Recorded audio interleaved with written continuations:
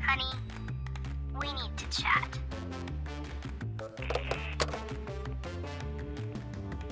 Well, welcome back to Honey, We Need to Chat. Welcome. This is our Chit-Chat episode. Yeah. How are you going today, babe? I have a frog in my throat. Why did you put a frog in your throat? frog in my throat. A literal frog? No, I didn't know. It's just something in my throat today. We did have COVID last week, so we're still recovering from that. Would you like some water? Oh, yeah. Give me some of that. Yeah. Cool. Well, we're doing a little bit of a different thing today. We're going to record our episode. We're recording our episode as we usually would, and we're recording on live with you guys as well. We thought it'd be cool to mix it experiment. up. This is the first time we're actually doing this on TikTok live. So welcome. This is Honey, We Need to Chat. We are a podcast all about communication and relationships. Our kind of motto is that when communication dies, bad things happen. So if you stop communicating on a global scale between countries, governments, wars happen. If you stop communicating in your family, families break up, people get hurt, that kind of thing. So we're all about communicating. We're all about strengthening that within our marriage. And the heart behind the podcast is to give an example of people communicating in a relationship and work through sometimes we work through Reddit stories. Sometimes we just chat in our Chit-Chat episodes, which is what this is tonight, about whatever we're going through, whatever's been on our minds, whatever's on our hearts. And yeah, we just bring you guys along for the conversation. Yeah. So welcome. One thing that we do on our episodes is we do questions from the chat jar. Chat jar. Icebreakers, essentially. Perfect. All right. So before we start, how are you out of 10, babe? I think I'm like 9. Yeah. 9. Having a good week. Yeah. What about you? I reckon I'm probably a 9. Yeah. Some really good things like done with work, just achieving a lot, which is great. Yep. And that always puts me up on a high, which is really, really cool. And yeah, last week we had COVID. We don't this week. So that's coming out good. Of that is amazing. Yeah. You feel so much better. Yeah. How do you feel, to the question, how do you think we complement each other in our daily lives? Well, we have mentioned this a number of times on the podcast, but we're basically opposites in a lot of the ways that we function. So I think we complement each other constantly in that we fill in the gaps where the other person might have them. Yeah. So you are a lot more proactive, a lot more strategic, strong, good boundaries, that kind of thing. But you can sometimes miss the emotional side of things. Yep.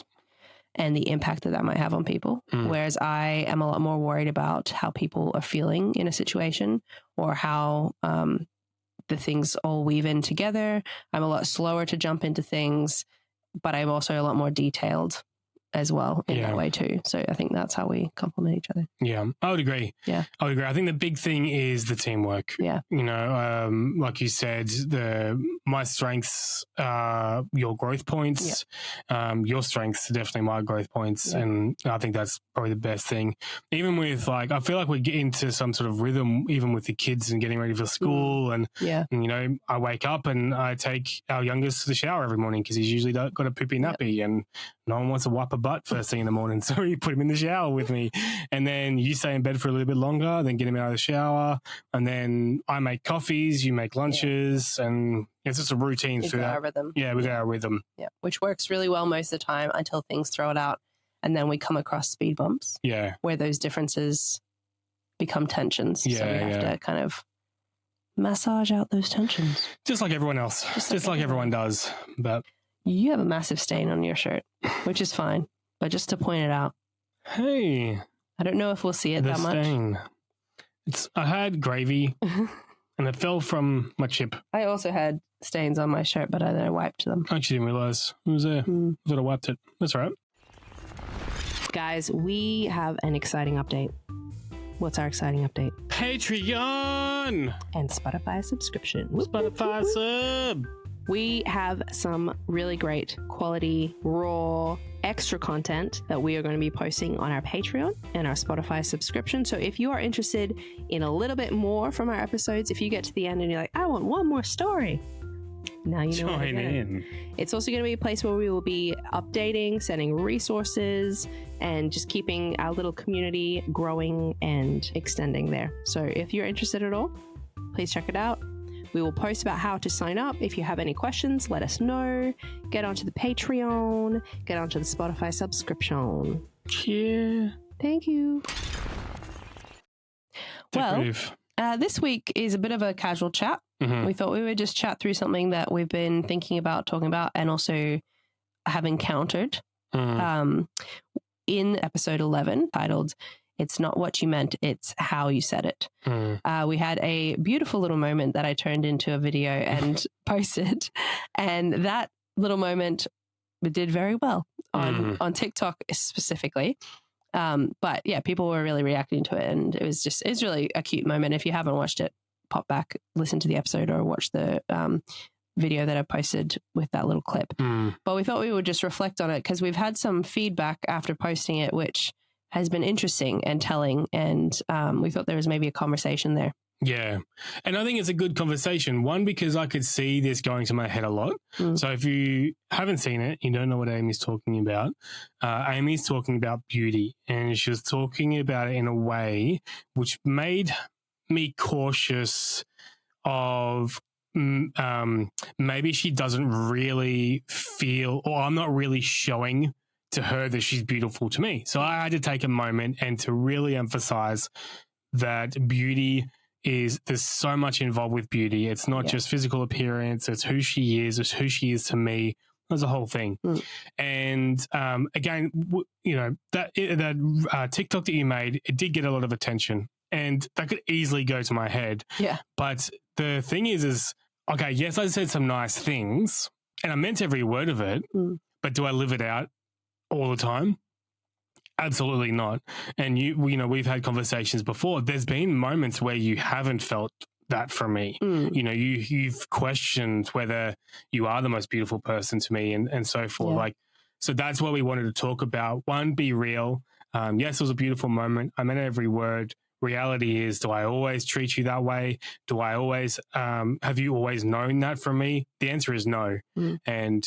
And I think another thing that you brought up too, which was really cool, is for a lot of people, and maybe mainly guys, but I don't think I would actually narrow it down to just guys. I would say couples struggle to communicate those sorts of things to their partners. Even in that episode, again, listen to it if you haven't seen it. I stumbled my way through that moment. It wasn't this rehearsed, thought out thing. It was me really trying to capture how I genuinely felt and express it in words in a moment. It wasn't rehearsed. It wasn't thought out. It was just responding to something that you said. So one thing that we wanted to talk about tonight was, well, if you do struggle with that, what could that look like? What is the important thing in that moment of expressing your feelings towards your partner? Yeah. It's funny because I actually am not very expressive of my feelings to you. So in that clip, I'm receiving a really beautiful encouragement from you. But I know that I'm not very good at using my words, which is funny because I think one of my love languages is words of affirmation.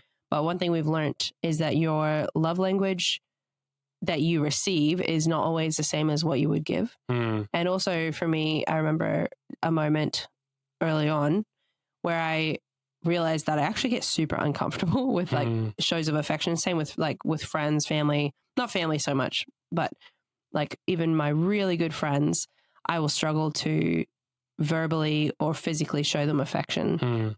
Not because I don't enjoy it or it's not significant to me or they're not significant to me, but because I actually don't know how to do it.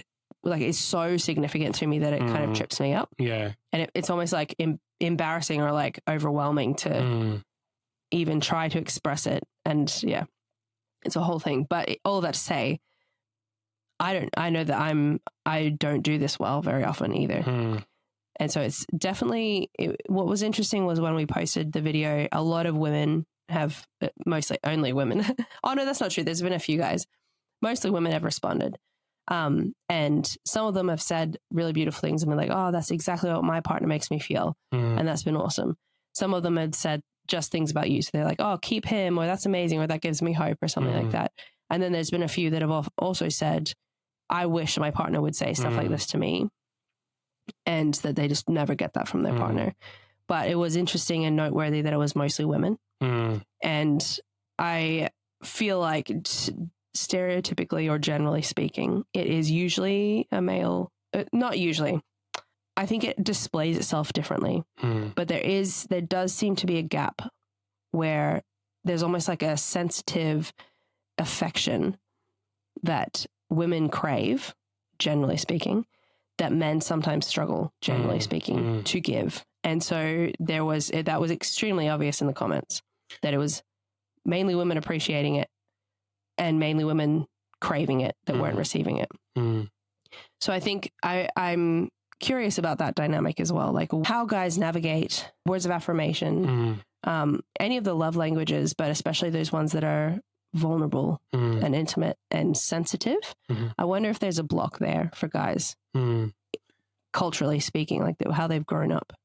Yeah, I mean, one thing is too, I feel like there's just going to be more women that are on TikTok than guys. True. Yeah. Demographically. And even, I don't know really how algorithm works, but I feel like that would be more in the females' algorithm than guys. I don't know, because, you know, this podcast, we get a lot of guys right in, you know, and that's been something that's been quite shocking and exciting, is that I feel there is a lot of guys that, again, the responses we've been getting is they don't hear people talk as openly as I've talked on the podcast, so they feel like they're the only ones that are struggling with those things. So, yeah, maybe guys struggle with this more, but I actually would prefer to come about this conversation as couples might struggle with this. Yeah. People would struggle with this rather than the guy struggles more than the girl and so forth, because I don't know. I could seriously see women struggling to know how to connect with guys on that level as well. Yeah. If you look at what I specifically said, I know a bunch of guys that wouldn't struggle with saying those things. Yeah, I don't think it's a gender thing necessarily. I feel like this topic should more be about the assumption of our communication, which is revealing our love for our partner, you know, and that's probably more the conversation to have. So, for example, I haven't always been open about my love. Like, I haven't always been words, right? Because when we got married, you had to help me with ideas on how, because you were such a words of affirmation person. Yeah. I was not. It made me feel awkward. It made me cringe a bit. You had to help me to find my voice with bunny ears, finger movements for those listening to the audio. You had to help me in that process, you know. So for me, that was the need that you had. Now, you aren't as vocal to me, but you show me love in great ways that meets my needs. Acts of service is huge for me. The way that you show love to me physically, like through, you know, when I'm sick, or you think of me when you go to the shops or something, or you know, think of me when you make a coffee. You'll just, because I work from home, you just come into the office with the coffee and it's there. Like, you think of me that way. That speaks to me more than your words would. Like, your words be nice. And we also had the conversation a while ago. So I'm more acts of service than words of affirmation. But if I never got words of affirmation, I would always second guess. I'm like, she's not giving me anything in this space. Well, your cup would be empty in that regard. Exactly. Yeah. So I think it's more about, rather than what I've said or words of affirmation, it's about what that person needs, and are we addressing that, or are we providing that? Yeah. One really good thing as a first step is, don't assume that your partner is feeling loved. And I remember actually friends of ours years ago, they had a really significant shift in their marriage. And I remember him telling us a story about how he had assumed that she was feeling loved. And one day he asked her, assuming her answer was like, yeah, I feel loved. And it was actually, no, I'm not feeling love from you at all. And so he had to really change his behavior. And it was a huge shift for them. And it stood out to me because I was thinking, and at that time, I think was one of the times where I wasn't feeling like you thought, it wasn't that I thought you didn't think I was beautiful. It was that you didn't say it. I didn't say anything to confirm it. Yeah. I didn't do anything to confirm my views of you. So I just remember times where I would get dressed up and expect to come out and be like, and you say something like, oh, you look really nice. And it wouldn't happen. And it wasn't that you were disregarding me. It wasn't that in other ways you weren't like showing affection to me. It was that specific like word wasn't coming out of your mouth kind of thing. And so I remember him telling the story stuck out to me because I was like, oh yeah, I probably am not feeling love. That's probably why that's irking me a little bit. But I think a huge first step is to do that. Just don't assume that your partner is actually feeling love from you. Yeah. Because assuming makes an ass out of you and me. Look it up in the spelling. Facts. You can go through life assuming a lot of things and find yourself really mistaken, really off point because you haven't taken a moment to check in. And in a relationship, it's one thing. It's not okay. I think Bonnie has farted. It's not okay. Our dog has farted. I can't smell it. It smells so bad. You can't smell it. No, maybe because it's pointing towards you. Oh my gosh. Good girl. Oh my gosh, Bonnie. Boom. Good girl. She's like, what? I can't, oh man, I totally threw myself off then. That's right. In relationship, it is not a successful, constructive, effective method to skate on through assuming things are fine or like bare minimum or we're going to be like, just let it be what it is. Like that's not an effective way of being in a relationship. If you want to find yourself 20 years down the track, 30 years down the track in a strong relationship that is more intimate than it was when it started, you can't just be complacent. And so this is one of those things. And even as I'm saying it, I'm like, yeah, I should probably have checked in with you recently about this and I haven't. This is one of those things you need to check it. Like you can't just assume you're on the right path. And it when it comes to love languages or how people are taking in love or perceiving your love for them, you can feel like, and there have been many times where you're doing so much intentionally to show your partner love, but it's missing the mark because it's not how they receive it. And on that straight away, again, early days, I did a lot of stuff for you. Yeah. And that was me. I'm like, oh, that's, I'm just going to do more. I would buy you things like chocolates, flowers, blah, blah, blah. You don't like flowers. You know what I mean? Like it meant nothing to you. So I'm just doing, and this is the beauty of the conversation to have together. So, this is if you guys are open to having the conversation together, but this is the beauty of that conversation is it really showed me I can do stuff for you and you will appreciate it. I can say nice things to you and you will love it. You'll feel that love from me. Not just like, I think you're great, but I have to be really speaking to what's going on and whatever else. But you helped me get to that point. Like, so now I will comment a lot more on how you look, like how you've dressed. At first, it was awkward and weird for me. Now I'm like, I'm saying what I'm thinking. You know what I mean? It's not hard. Yeah, exactly. Yeah. It's not that hard. But for some reason, I needed my brain to be coached in to be okay in doing that. I don't know. It's just weird. Yeah. But yeah, so I think, it's, I think we naturally fall into doing for our partner what we want them to do for us. And when you come up with an issue like, oh, I don't feel as love for you, I feel like back then I was like, but I'm doing all these things. I'm genuinely trying to show you my love. Yeah. But I'm saying I'm doing it in a way that you just don't receive it. And it's not a bad thing. It's we're all the same. We all have those areas. Again, you said a lot of stuff to me. Words just didn't mean much to me. But your actions meant so much more. Yeah. And something I've heard people say a lot is like they'll refer to the argument where it's like, oh, you didn't say you love me, or you don't say you love me, or you don't say I'm beautiful or whatever. You don't tell me I'm pretty. And then the response is, but I have told you you're pretty, or I have told you I loved you. And I feel like we might have even had this conversation. I'm not sure, but like, it's like, oh, I've said it. So it should be a standing thing. Yeah. Yeah. And why would I need to keep repeating that or reassuring? Or they might be like, but I love you. Yeah. But I love you. Exactly. And I think that's if you're having that conversation or that comment's been made to you, potentially dig into it, figure out, just do a little bit of research on what partner really takes in terms of feeling affection. There's a survey online you can do, which is the 5 love languages, which I'm sure many people have heard about. And we've spoken about on the podcast. We've spoken about it. And it's just a guide. It's not like, this is who you are and this is how it's changed for us. It's changed over the years. but it's helpful. But the interesting thing too is even if you're in a relationship where you're not comfortable to have these conversations yet, or it's not something that your partner is willing to explore, or even sometimes I'm sure there'd be people that think it's just crap, like it's not real, it's not a thing, don't worry about it, whatever kind of thing.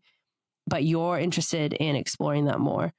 The quiz is literally made up of questions like, would you prefer someone hugs you or gives you flowers when they see you? And then you just rate which one you'd prefer. And then it slowly like kind of whittles it down to what you have the most of. And then it will rate it out of 5. So you've got all 5 of them. And I'm sure there's more than just that, but you've got all 5 of them to some degree. It's just how significant each one is, kind of what scale it lands in.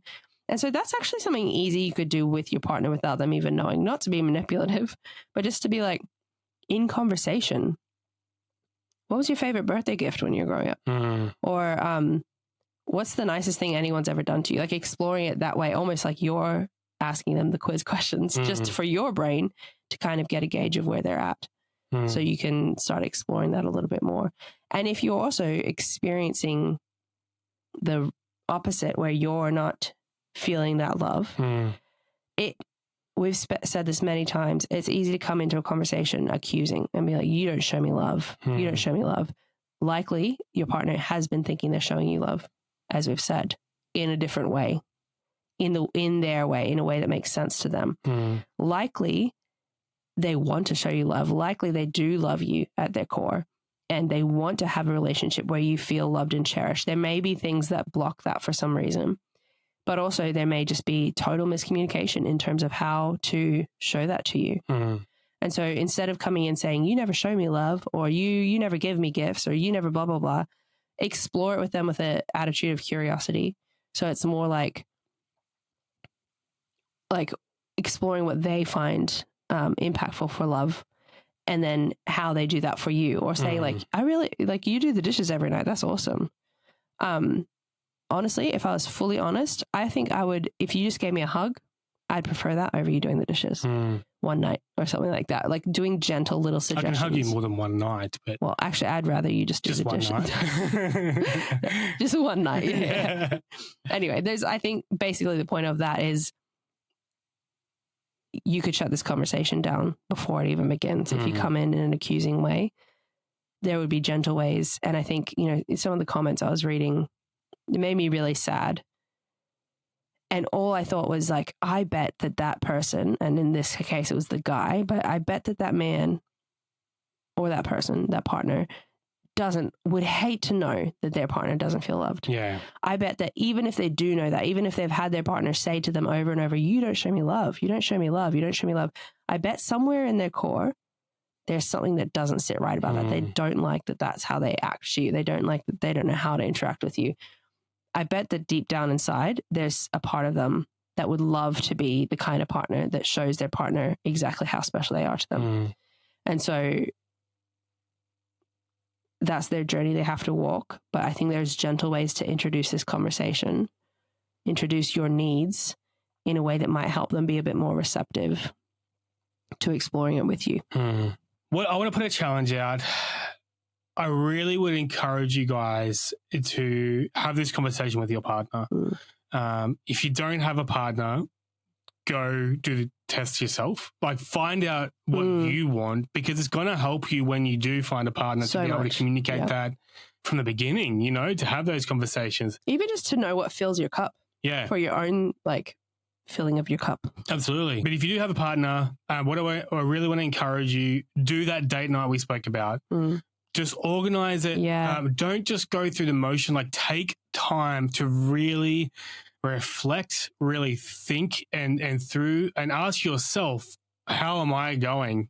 How am I going? Do I feel loved?